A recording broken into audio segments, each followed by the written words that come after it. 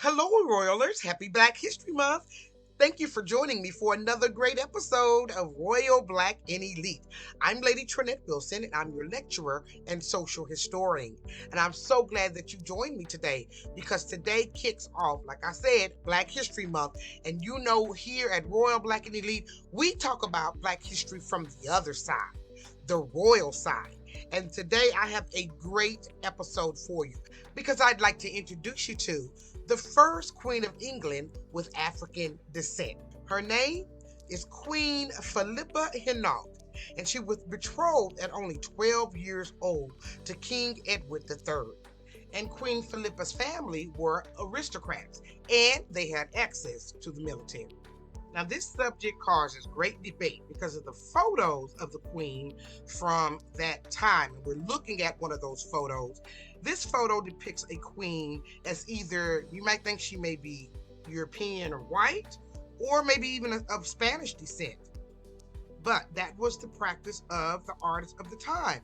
They Europeanized everyone. The truth is, these photos do not depict the oral history that reports how her appearance looked.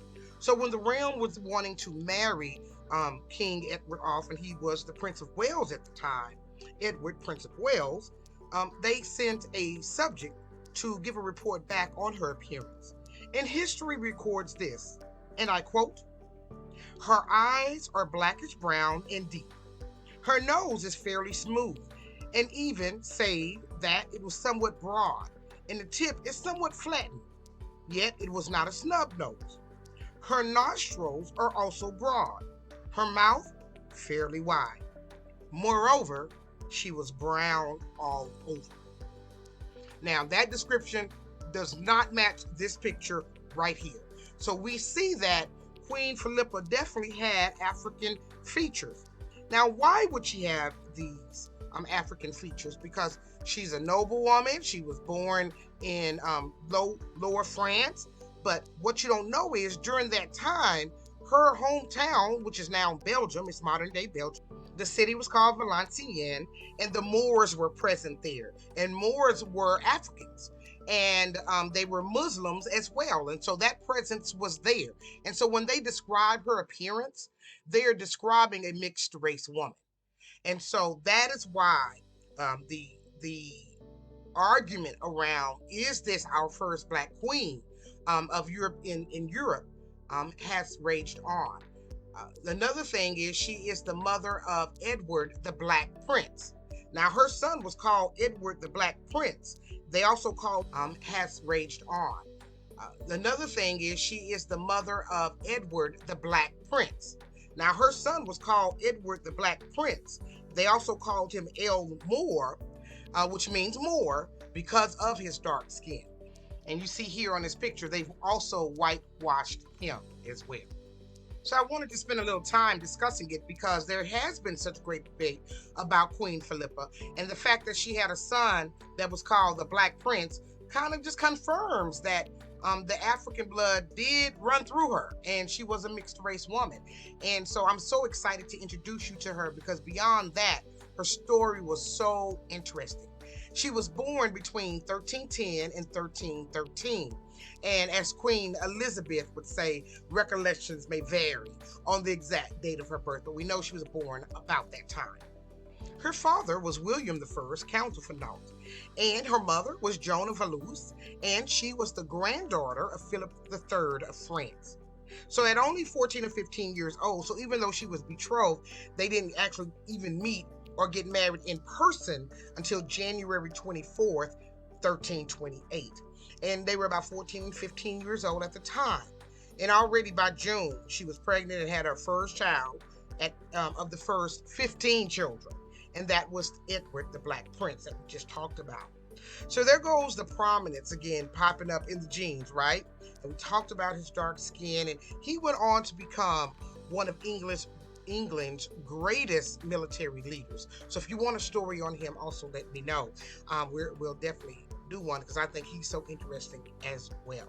So even though the Queen and the King were married and they had their first child, they were only teenagers. So they didn't lead anything. In actuality, his mother ran everything.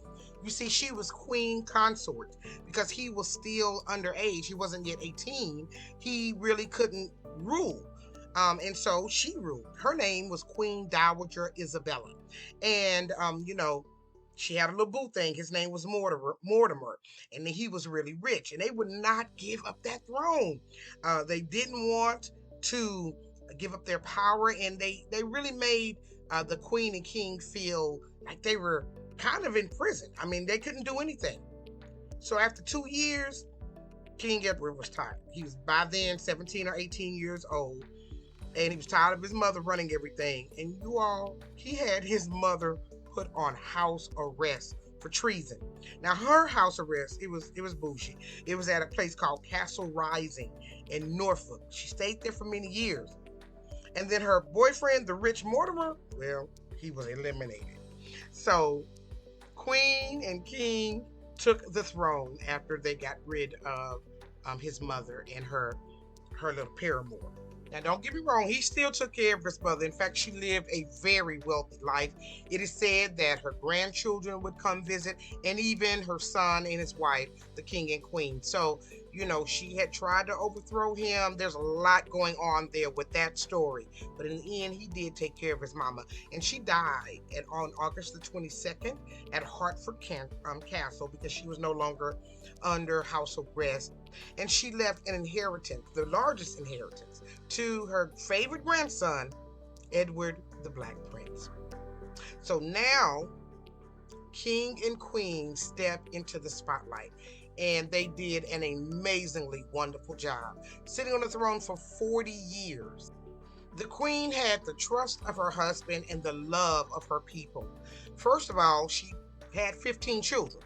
And back in those days, that was a big deal. To have a lot of kids for the monarch, that meant the crown was secure and for many generations after. So she had many, many children for her husband, and he trusted her greatly.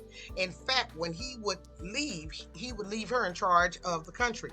She also traveled with her husband. So she took her children along with her when they would go and travel on business together. So she was quite a great woman and an example for other women of how to balance business and home and family and husband. I thought that was really beautiful about her testimony. The other part of her was she was known for her kindness toward others. So one time when they, overtook this fort, there were people who were captured, and the king had plans on eliminating them. But they were called the Burgess of Calais. But she begged him, please save these people. Please do not do that to them. And because of her kindness, it didn't hurt them. And so her kindness was well known. Her bravery was also well known. While her husband was on a trip and he was at battle or war, Scotland had planned to invade them and take over. Well, Queen Philippa was not having it. She got her army together and she stood her ground, and they ended up even capturing the King of Scotland. So she was a woman who had many gifts, and her husband loved her so that he had a statue erected in her honor. And when you look at this statue, it does not look like these pictures. So they were well respected. King Edward and Queen Philippa, they ruled over 40 years. And here's a picture of both of them after they had passed away. He also had a tomb as well. And this is him laying in effigy. Now, I can't go over all of their children together, but many of their children went on to do great things. And Queen Philippa passed away on August the 15th, 1369, at only 55 years old, after living an enormously great life. She passed of something called edema, which is the water retention or swelling, and she passed away at Windsor Castle. Now, a lot of people refer to themselves as a Proverbs woman, but to me, she truly encapsulated everything. I mean, she was the epitome of a Proverbs woman. And this is their tomb together. And before we left Queen Philippa, here's a picture that was posted in the Atlanta Black Star. And this picture, in my opinion, comes closer to what Queen Philippa perhaps may have looked like in real life. The deep set dark eyes, the broader nose, the wider lips, and the dark skin all over. So, I hope that you have learned a lot about the history of the royal black and elite that existed far, before we ever knew anything about them. And it's always a pleasure for me to be able to bring them to you. My sources were the Atlanta Black Star, blackpast.com, the Oxford Dictionary of National Biography, and Alison Weir's Britain's Royal Family. So I was able to find a lot of information about Queen Philippa. And as we go into Black History Month, I invite you to join me throughout the month because I'm trying to do as many videos as possible as we celebrate and learn more about the royal black and elite. Go out and pick up my book. If you want to find out more about the royal black and elite, I've left a link to Amazon there. And as always, I want to thank you for liking, sharing, and subscribing. I'll see you on another great episode of Royal Black and Elite.